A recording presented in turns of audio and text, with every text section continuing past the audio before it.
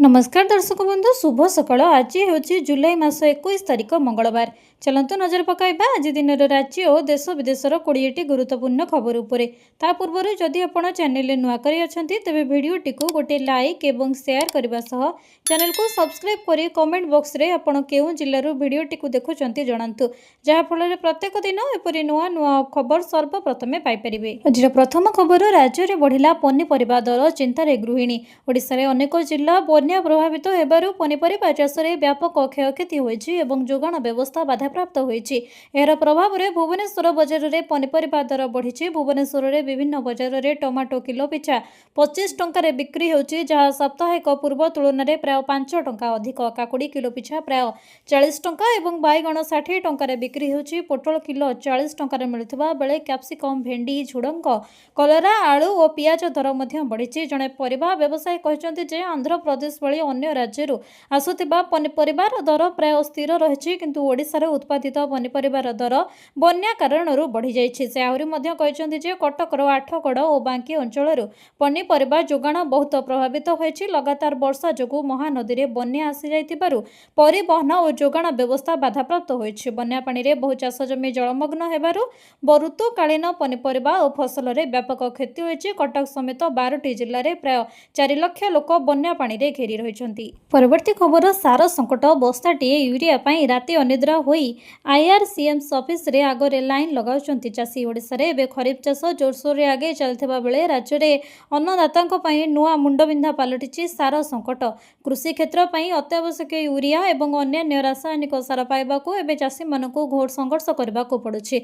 सुंदरगढ़ समेत राज्य रे विभिन्न प्रांत रे चाषी माने मुंदे सार पाइबा पाई आशारे राति अधारू आरसीएम एवं समवाय समिति कार्यालय आगरे अनिद्रा होई लंबा दाड़ी रे छिड़ा होइतिबा दुखद खबर सामना को आसिछि।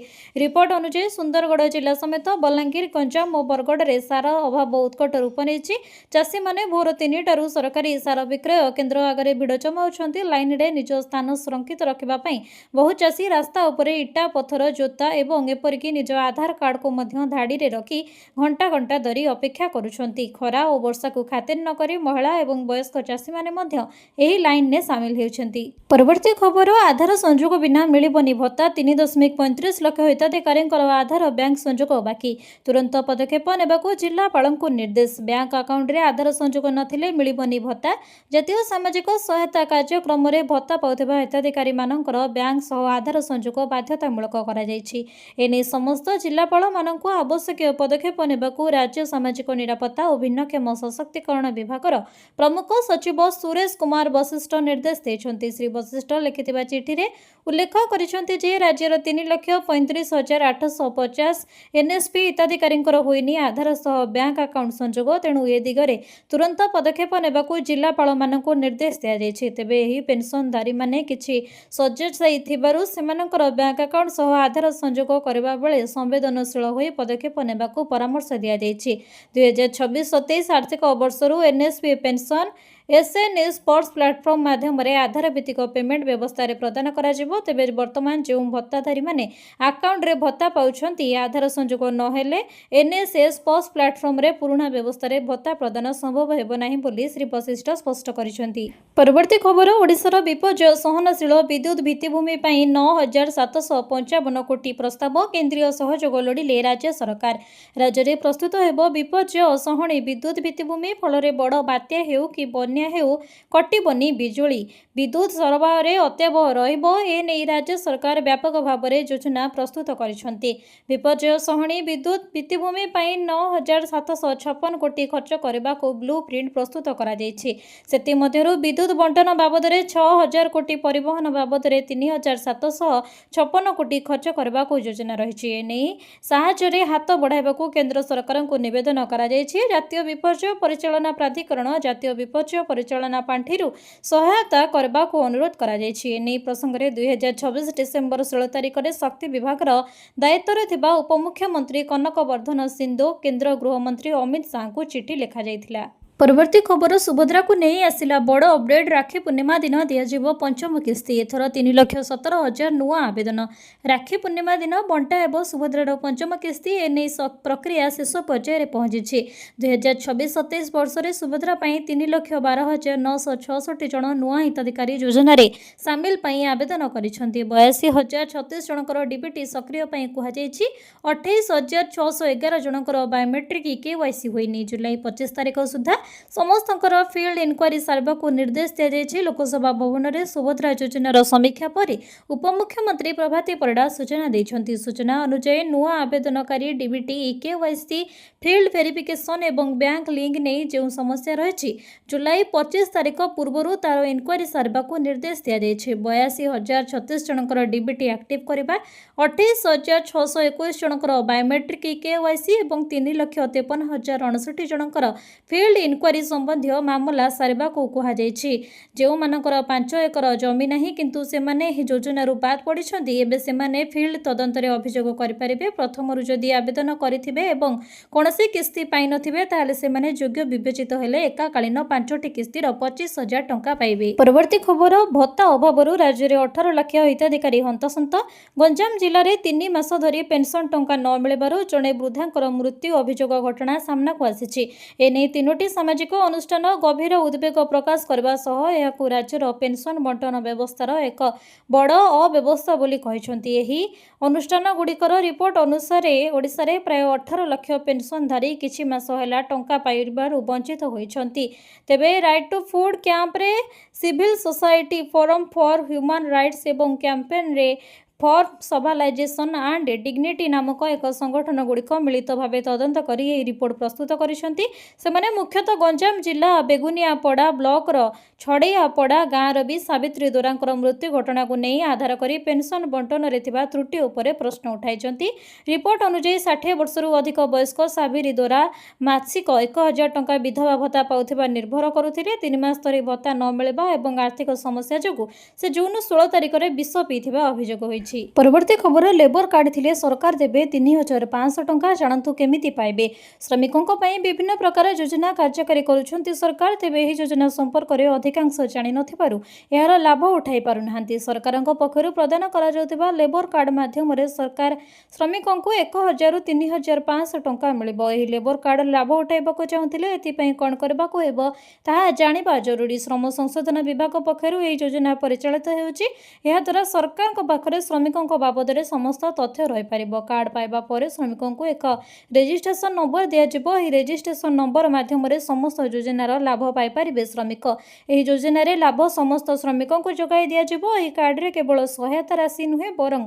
श्रमिकों दक्षता अनुसार सेमानकु काम मध्य जोगाई दियाजिबो एही कार्ड पाइबाकू हेले श्रम संशोधन विभागर वेबसाइट विजिट करबाको पड़िबो एही कार्ड पाई 1 वर्ष पूर्ण हेबा परे साइकल करबा पई 3,500 टंका मिलिबो सेही भली श्रमिकों उपकरण किणवाक सरकार लेबर कार्ड माध्यम 15,000 टंका जोगाई देबे केवल निर्माण कारीगर को यह सुविधा जोगाई दिज्व से घर या 20,000 टंका देबे सरकार। परवर्ती खबर अंडा दर आकाश छुआ पिला जोगाइबा चैलेंज आकाश छुआ अंडा दरर सीधासलख प्रभाव पड़ी पिलांकर मध्याह्न भोजन उपरे केवल अंडा गोटा पिछा दर एवं 9 रु 10 टंका पड़ुथिबा बेले मिड डे मिल पिछा सरकार देउछंती 11 रु 15 टंका राज्य में विभिन्न सरकारी स्कूल रे मध्याह्न भोजन प्रस्तुति एवं बड़ चैलेंज सरकार अंडा पिछा दर 7 टंका निर्धारण करिसेंती किंतु बाजार रे 9 रु 10 टंका हेलानी प्राथमिक स्कूल छात्री मध्याह्न भोजन बाबद को 11 टंका 15 पैसा एवं उच्च प्राथमिक विद्यालय 14 टंका 74 पैसा देउछंती किंतु अंडार अहेतुक दर वृद्धि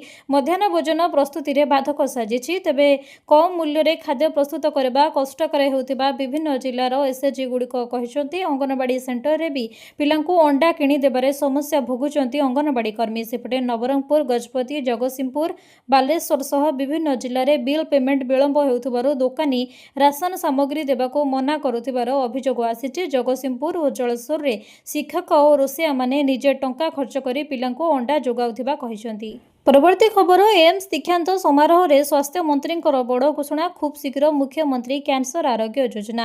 यह कार्यक्रम में जोगदे स्वास्थ्य मंत्री मुकेश महालिंग बड़ घोषणा करिसेंती। से कहते जे स्वास्थ्य विभाग डिजिटालाइजेशन हेबो। राज्य में समस्त घरोई और सरकारी मेडिकल सह नर्सिंग होम रे आरोग्य 2.0 आप रे जोड़ा हेबो। मेडिकल दुकान एवं ब्लड बैंक को मध्य एथिरे शामिल करा जिवो। खूब शीघ्र राज्य में यार उद्घाटन करा जिवो। एबे रजिस्ट्रेशन आरंभ हो सारिथिबा बेले आभा आईडी सह याकू लिंक करा जिवो। एथिरे स्कान करी डिजी लॉकर रे रखी हेबो। एआई मोड रे एथिरे रोगीर समस्त तथ्य रहिबो। सेहिपरि मुख्यमंत्री कैंसर आरोग्य योजना खूब शीघ्र शुभारंभ हेबो। चलित वर्ष बजेट रे एने घोषणा करा जायछि। 121 प्रकार पैकेज को एथिरे जोड़ा जिवो। राज्य सरकार निजस्व बजेट रु एहाकू खर्च करबे बोली स्वास्थ्य मंत्री मुकेश महालिंग कहिसंती। परवर्ती खबर बदली आदेश अमान्य कले दरमा बंदर चेतावनी देले राज्य सरकार। बदली निर्देश मानुनथिबा सरकारी अधिकारी विरुद्ध में ओडिशा अर्थ विभाग कड़ा पदक्षेप ग्रहण करिछि। बदली हेबा परे नुआ कार्यस्थल रे समय मध्य जोग न देले संपृक्त अधिकारी दरमा बंद करा बोली विभाग स्पष्ट करिछि। जुलाई 16, 2024 रे जारी होइतिबा नुआ निर्देश अनुसार जो अधिकारी माने जुलाई 20 सुधा निजर नुआ कार्यस्थल रे जोग देबे नाही सेमाने दरमा जुलाई 21 रु बंद होइजिबो। सेमाने बदली होइतिबा स्थान रे जोग देबा परे ही पुणी दरमा पाई परिबे। या पूर्वरु 2026 एप्रिल 16 रे ओडिशा फाइनान्स सर्विस 90 जन अधिकारी बदली करा जायतिला। किंतु बारंबार निर्देश सत्वे किछि अधिकारी पुराना कार्यस्थल छाड़ी नुआ स्थान रे जोग देइ नथिबार जणा पड़िछि। एपरि अधिकारी मानक विरुद्ध रे विभागीय श्रृंखलागत कार्यानुष्ठान मध्य निया जेबो बोली अर्थ विभाग सह चेतावनी देइछि। विज्ञप्ति रे कहा जायछि जे कोनोसी अधिकारी पूर्व कार्यालय को रिबेल होइथिबा मध्य जदि जुलाई 20 सुधा नुआ कार्यस्थल रे जोग न दियंती तेबे जुलाई 21 रु सेमाने जोग देबा पर्यंत समयर दरमा पाइबे नाही। परवर्ती खबर सीएम किसान योजना को नहीं आसिला बड़ खबर। आज ही करंतु आपणकर सीएम किसान स्टाटस एक्टिव कहीं 6 तारिख रु आरंभ होला सीएम किसान रो नुआ आवेदन। शीघ्र यह सब कम सारी दिंतु नहले पूर्व किस्ती 10 लाख हिताधिकारी नाम कटिथिला। से भली बहुत हिताधिकारी माने 2000 टंका वंचित होइछंती। आगामी किस्ती जारी हेबा पूर्वरु एही 4टी काम निहाती सारी दिंतु। प्रथम रे आधार केवाईसी, द्वितीय रे निज नाम रे जमी थिबा दरकार, तृतीय रे बैंक अकाउंट रे डीबीटी लिंक थिबा दरकार, चतुर्थ रे आधार कार्ड रे मोबाइल नंबर लिंक थिबा दरकार। एही योजना रे वर्ष को 2टी किस्ती रे मोट 4000 टंका पठाउछंती सरकार। एही अवसर रे मुख्यमंत्री कहिसंती 2024 रु 22 मास रे हम कृषि अभिवृद्धि हार 5.3% बढ़िछि। जोंथिरे नुआ खाई रे आसीबो 2000 टंका। धान उत्पादन रे ओडिशा देशर द्वितीय स्थान ग्रहण करिछि। सठिक समय रे चाषी को आर्थिक सहायता जोगाई देबाको हमर लक्ष्य। एथिपई सरकार सीएम किसान योजना आरंभ करिसेंती। एही योजनार मुख्य लक्ष्य हेउछि कृषकों को विकास पथरे आगेई नेबा। परवर्ती खबर दिव्यांग को विवाह कले ओडिशा सरकार देबे 2.5 लाख टंका। जानंतु केमिति करिबे आवेदन। दिव्यांग मानकु समाजर मुख्य स्रोत रे शामिल करबा एवं सेमानकर सशक्तिकरण दिगरे ओडिशा सरकार एक बड़ पदक्षेप नेइछंती। विवाह करुथिबा दंपति मध्यरु जदि जणे साधारण वर्गर एवं अन्य जणे चिन्हित दिव्यांग पीडब्ल्यूबीडी होइथांती तेबे सेमानकु विवाह प्रोत्साहन राशि प्रदान करबा पई सरकार एक व्यापक मार्गदर्शिका जारी करिसेंती। सामाजिक सुरक्षा और भिन्नक्षम सशक्तिकरण विभाग पक्षरु एही योग्य दंपति पई प्रोत्साहन राशि 2.5 लाख बा 2.5 लाख टंका धार्य करा जायछि।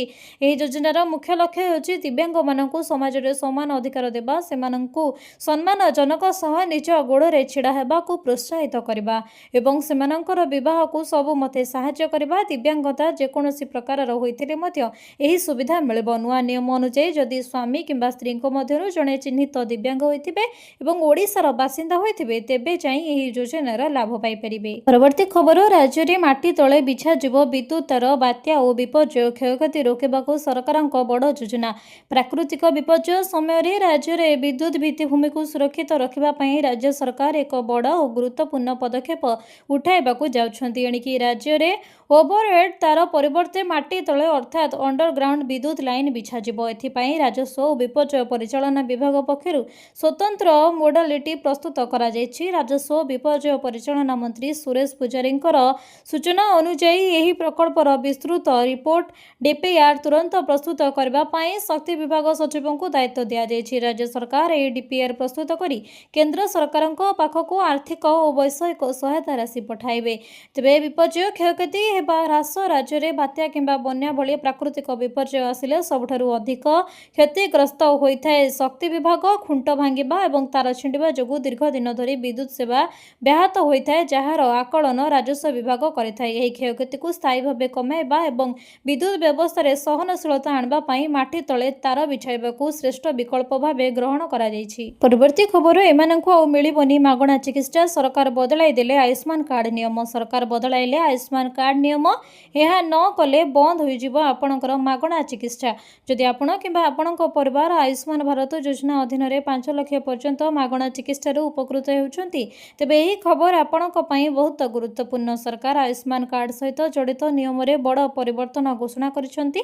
एबे आधार केवाईसी बिना नूतन कार्ड प्रदान कराजिबो नाही बोली किंबा पुराना कार्ड रे चिकित्सा ग्यारंटी दिया जिबो नाही। केवाईसी एबे बाध्यतामूलक। जातीय स्वास्थ्य प्राधिकरण एनएचए कार्ड प्रदान प्रक्रिया को आहुरी कठोर करिछि। बीआईएस 2.0 नामक एक नूतन व्यवस्था कार्यकारी करा जायछि। एहा अधीन रे हिताधिकारींकर आधार आधारित केवाईसी संपूर्ण हेबा परे ही एक नूतन आयुष्मान कार्ड प्रदान कराजिबो। सिस्टम रे ठकेई एवं जालियाती रोकिबा पई सरकार एबे कृत्रिम बुद्धिमत्ता एआई व्यवहार करुछि। परवर्ती खबर रेस्टोरेंट गुड़िकर मनमुखी कार्य बर्दास्त कराजिबो नाही। सेवा शुल्क आदाय उपरे सरकारंकर कठोर आभिमुख्य। केंद्र उपभोक्ता व्यापार मंत्री प्रहलाद जोशी ग्राहकंकर बिल उपरे सेवा शुल्क आदाय करबा विरुद्ध रे रेस्टोरेंट गुड़िको चेतावनी दैछंती। से कहिसंती जे जेउ रेस्टोरेंट गुड़िको एभरी करिचालिबे सेमानंक विरुद्ध रे जरिमाना समेत कठोर कार्यानुष्ठान ग्रहण कराजिबो। जोशी कहिसंती मु एहाकु बहुत गंभीरतार सह नेछि एवं कठोर कार्यानुष्ठान आरंभ करबाको अधिकारी माननकु निर्देश एही बेआईन अभ्यास जारी रखिथिबा रेस्टोरेंट गुड़िक केवल भारी जरिमाना भोग करिवे नाही बरं सेमानकर प्रतिष्ठा प्रति मध्य आंच आसिबार आशंका रहिछि, जहा द्वारा सेमानकर कष्ट अर्जित प्रतिष्ठा को क्षति पहुंची पारे। मंत्री कहिसंती जे दिल्ली, मुंबई एवं बेंगालुरु भली प्रमुख सहर रे एही अभ्यास साधारण होई गलानी। से बेंगालुरु एक रेस्टोरेंट रे तांकर सांप्रतिक अभिज्ञता वर्णना करी कहिसंती सेठारे बिल सहित सेवा शुल्क जोड़ा जायथिला। परवर्ती खबर एणिकी बिना टिकेट रे यात्रा पड़िबो महंगा गणिबाकू हेबो 2 गुणा जरिमाना। भारत रे एबे ट्रेन यात्रा रे नियम बदलिबाकू जाउछि। राष्ट्रपति द्रौपदी मुर्मू को मंजूरी परे जन विश्वास एक्ट 2026 लागू होईछि।